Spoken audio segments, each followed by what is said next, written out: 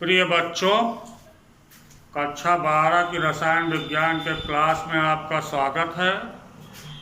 हम लोग पढ़ रहे थे पृष्ठ रसायन, सरफेस केमिस्ट्री, और पृष्ठ रसायन के अंतर्गत कोलाइडी विलयनों के गुण। तो कोलाइडी विलयनों के जो अणुसंख्य गुणधर्म हैं उनका अध्ययन हम लोग कर रहे थे। उसमें हम लोगों ने सबसे पहले पढ़ा ब्राउनी गति, टिंडल प्रभाव, वैद्युत कण संचलन, कोलाइडी कणों पर आवेश।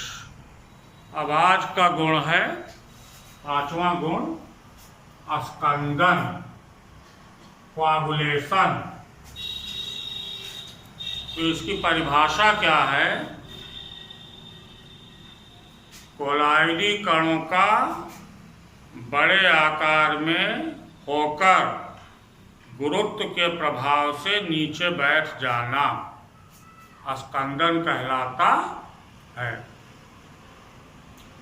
कोलाइडी कणों का बड़े आकार के कणों में बदलकर गुरुत्व के कारण विलयन में नीचे बैठ जाना, यानी उनका अवक्षेपित हो जाना, स्कंदन कहलाता है।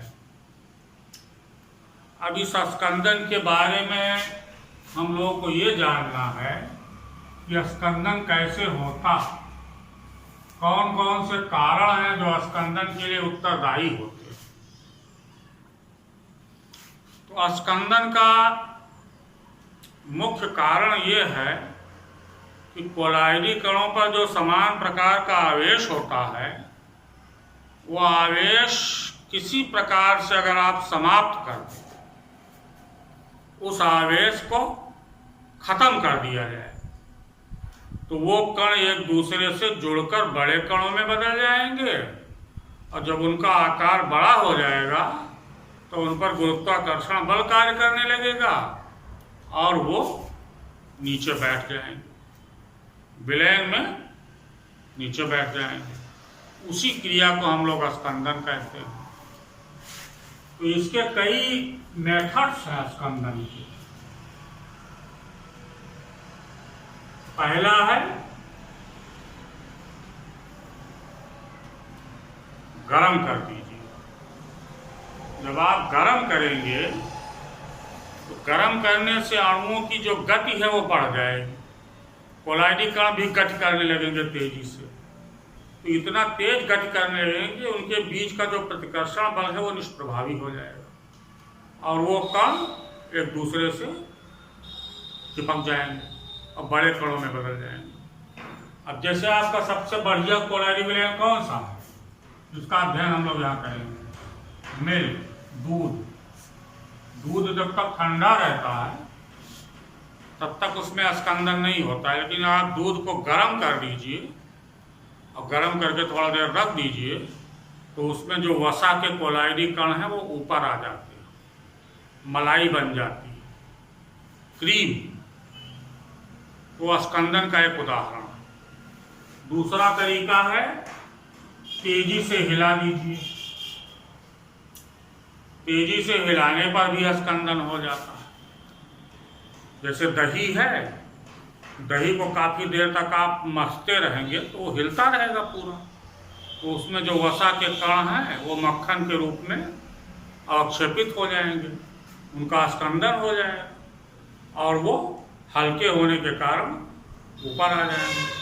अगर कोलाइडी कण भारी है तो वो नीचे बैठ जाता है, लेकिन वसा या तेल जल से हल्का होता है, तो उससे परिक्षेपण माध्यम से अलग होने के बाद अगर वो भारी है तो नीचे बैठ जाएगा और अगर हल्का है तो ऊपर आ जाएगा। ये है। तीसरा तरीका है पारस्परिक स्कंदन। पारस्परिक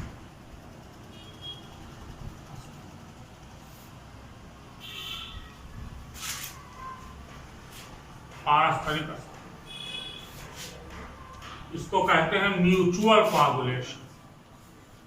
क्या कहते हैं? Mutual coagulation.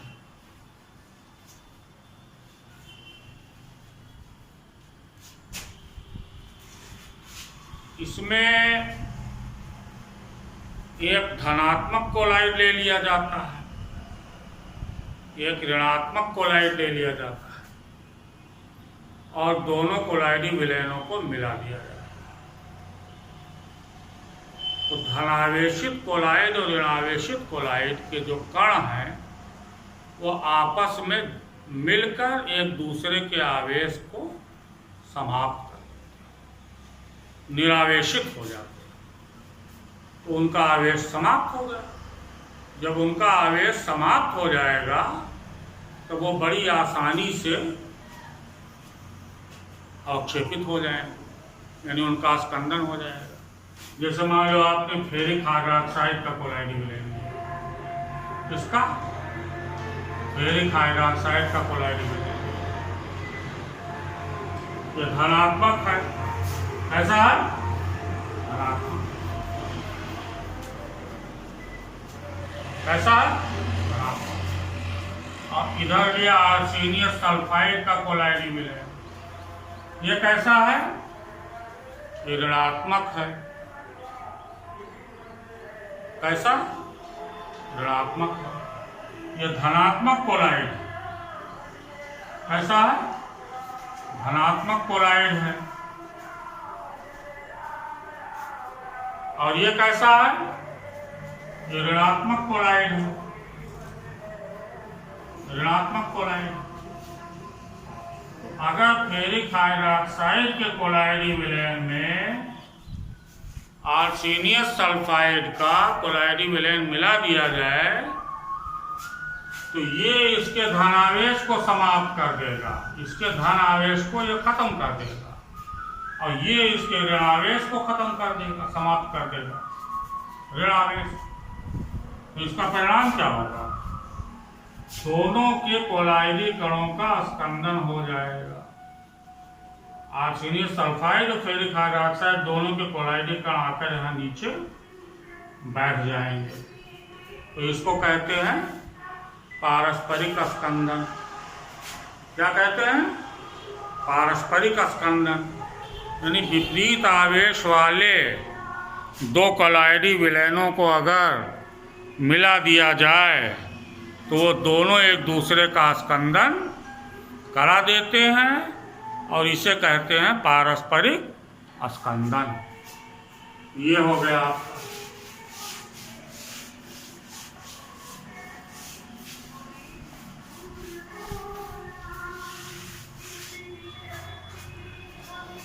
अब स्कंदन का सबसे अच्छा और सर्वमान्य तरीका है वैद्युत अपघट्य मिलाकर, वैद्युत अपघट्य मिला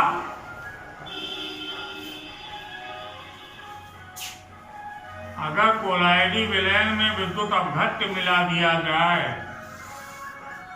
तो उसका स्कंदन बिल्कुल निश्चित रूप से हो जाए, क्योंकि विद्युत अपघट्य के पास दोनों प्रकार के आयन रहते हैं।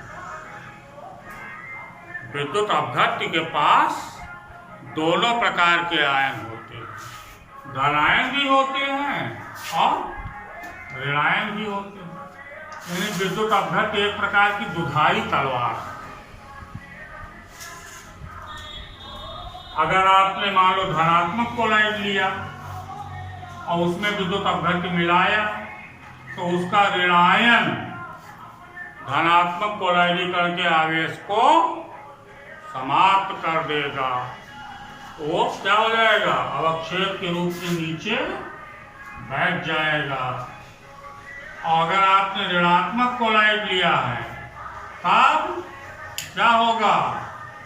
ये धन वाला एक्शन में आ जाएगा और ये धनावेश ऋणात्मक कोलाइडी विलयन के आवेश को समाप्त कर देगा। तो उसका परिणाम क्या होगा? उसका भी स्कंदन हो जाएगा। यानी आप किसी भी प्रकार का कोलाइडी विलयन लें, चाहे धनात्मक कोलाइड हो चाहे ऋणात्मक कोलाइड हो, दोनों प्रकार के कोलाइडी विलयन में अगर कोई विद्युत अपघट्य मिला दिया जाए तो उसका स्कंदन आसानी से हो जाता है।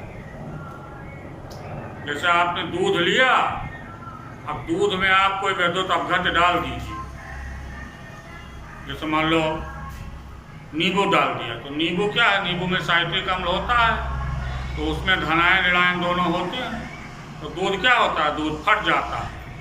फट जाता है मतलब उसमें प्रोटीन और वसा अलग हो जाता है, तो कोलाइड अवस्था में रहता है वो अलग हो जाता है, बाकी जल और जल में घुले हुए विटामिन वो अलग हो जाता है। ऐसे मान लीजिए आपके शरीर में कोई कट लग गया, घाव हो गया, कट गया, तो उस कटे हुए भाग पर फिटकरी लगा दिया जाता है, क्योंकि फिटकरी एक विद्युत अपघट्य है और आपका रक्त क्या है, कोलाइडी विलयन है, तो वो फिटकरी आपके कोलाइडी विलयन यानी खून का स्कंदन करा देगा, यानी खून उसी जगह पर जम जाएगा। तो जब खून जम जाएगा तो शरीर का अन्य और खून उस घाव में से होकर या उस कटे हुए जगह से होकर बाहर नहीं निकल पाएगा। इसीलिए कटे हुए स्थानों पर फिटकरी या कोई नमक वगैरह कोई चीज़ लगा दी जाती है, जिससे उसका स्कंदन हो जाए और रक्त का बहना बंद हो जाए।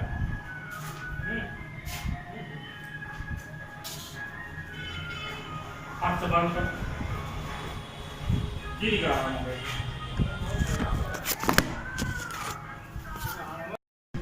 तो स्कंदन का जो तरीका है, मुख्य तरीका, किसी भी कोलाइडी विलयन का अगर आपको स्कंदन कराना है तो उसमें विद्युत अपघट्य का विलयन मिला दीजिए, उसका स्कंदन बहुत आसानी से हो जाएगा। जैसे कभी कभी आपने देखा होगा दूध में नमक वमक अगर पड़ जाए तो दूध फट जाता है, गलती से अगर नमक वमक पड़ जाए उसमें तो दूध फट जाता है। उसका मुख्य कारण यही कि नमक आपका विद्युत अपघट्य है और दूध आपका कोलाइडी विलयन है, तो नमक यानी विद्युत अपघट्य के पड़ जाने से दूध में उपस्थित कोलाइडी कण अलग हो जाएंगे, उनका स्कंदन हो जाएगा। अब स्कंदन के संबंध में आपको एक चीज जाननी अत्यंत आवश्यक, वो क्या, हार्डी-सुल्ज का नियम। हार्डी-सुल्ज का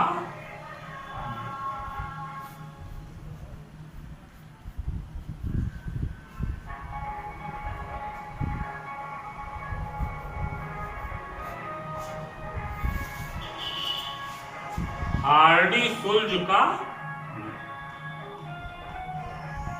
ये क्या, इसके 2 पॉइंट हैं। वैसे तो एक ही पॉइंट में दिया है, लेकिन आप 2 पॉइंट में पढ़ेंगे तो ज़्यादा बढ़िया है। पहला, किसी कोलाइडी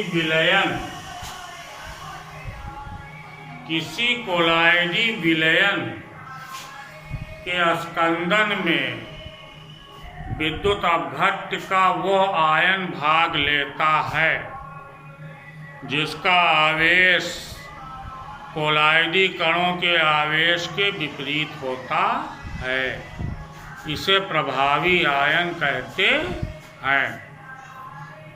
तो विद्युत अपघट्य में हमने आपको बताया है कि दोनों प्रकार के आयन होते हैं, धनायन भी होते हैं, ऋणायन भी होते हैं। जैसे मान लीजिए फेरिक क्लोराइड एक विद्युत अपघट्य है, तो उसको जब आप जल में घोलेंगे तो 2 प्रकार के आयनों में टूट जाएगा। कौन कौन, Fe+++ और 3Cl। अब ये धन आयन है, ये ऋण आयन। अब मान लीजिए आपने किसी कोलाइडी विलयन में फेरिक क्लोराइड का विलयन मिलाए,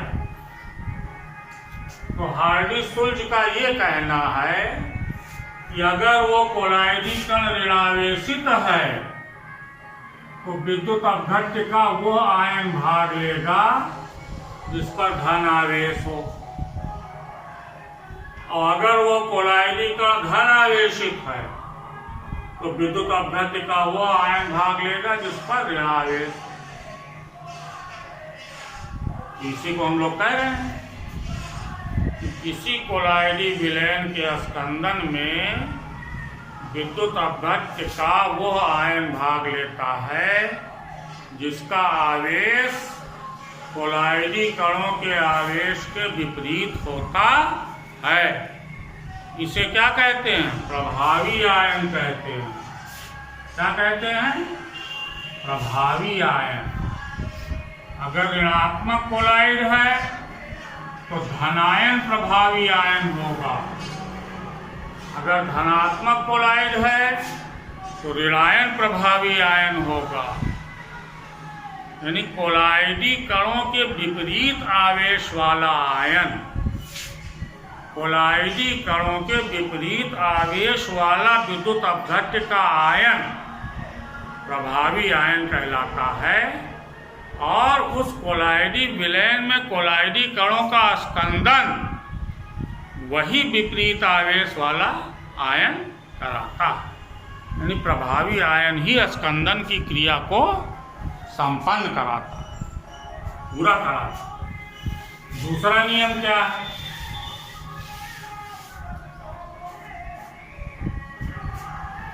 दूसरा नियम यह है कि किसी विद्युत अपघट्य की स्कंदन क्षमता प्रभावी आयन की संयोजकता के समानुपाती होती है। यानी प्रभावी आयन की संयोजकता जैसे जैसे बढ़ेगी वैसे वैसे उसकी स्कंदन क्षमता भी बढ़ेगी। इसको इन्होंने इस तरह दिया है, जैसे मान लो ऋणात्मक साल है। कैसा साल है? ऋणात्मक साल। ऋणात्मक साल, तो ऋणात्मक साल के लिए क्या होगा? धनात्मक आयन भाग लेगा, धनायन इसका स्कंदन कराएगा। तो सबसे कम स्कंदन क्षमता किसकी होगी? जिस पर एक धनावेश। उससे ज्यादा किसकी होगी? जिस पे दो धनावेश हो। उससे ज्यादा किसकी होगी? जिस पे तीन धनावेश हो। और उससे भी ज्यादा किसकी होगी? जिस पर चार धनावेश। यानी स्टैनिक आयन की स्कंदन क्षमता सबसे ज्यादा होगी, क्योंकि इस पे आवेश कितने हैं? 1 2 3 4। यानी इसकी संयोजकता यहाँ कितनी है? 4। इसकी उससे कम होगी, इसकी उससे भी कम होगी, इसकी। इसको क्या लिखा जाएगा? स्कंदन क्षमता, स्कंदन क्षमता घटने का बढ़ने का क्रम। स्कंदन क्षमता बढ़ने का क्रम। जिस प्रकार से प्रभावी आयन की संयोजकता बढ़ेगी उसी प्रकार उसकी स्कंदन क्षमता भी बढ़ेगी। अब मान लो धनात्मक साल है। कैसा साल है? धनात्मक साल है। कैसा साल? धनात्मक साल। तो धनात्मक साल के लिए क्या हो जाएगा?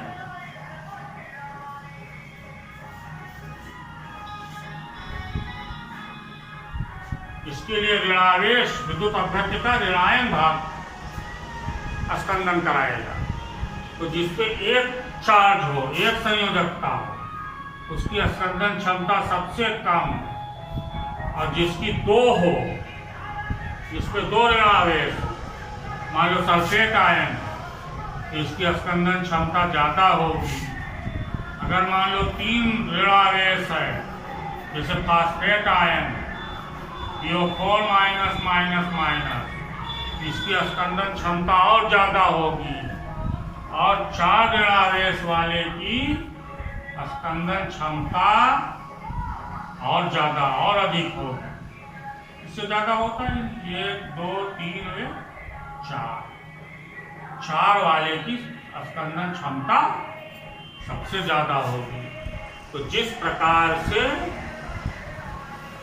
विद्युत अपघट्य के आयन की संयोजकता बढ़ेगी, उसकी स्पंदन क्षमता भी बढ़ती चली जाएगी। इसी को कहते हैं हार्डी-सुलजे का नियम। अब आज की पढ़ाई को हम लोग यहीं विराम देते हैं। धन्यवाद।